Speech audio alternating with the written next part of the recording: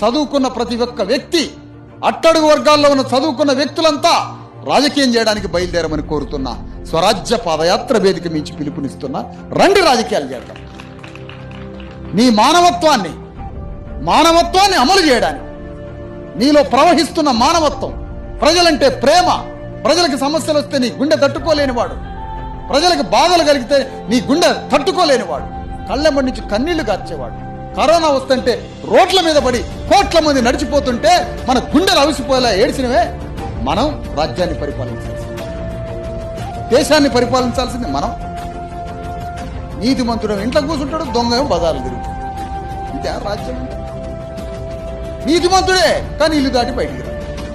వాడు దొంగ వీడు దొంగ అని లెక్కలు తీసుకుంటే డోంట్ అపోజ్ వితౌట్ ప్రపోజ్. నువ్వు ఒకరిని అపోజ్ చేస్తానంటే నీ ప్రపోజ్ ఏంటో చెప్పకుండా నువ్వు ఇంట్లో కూర్చుంటావు.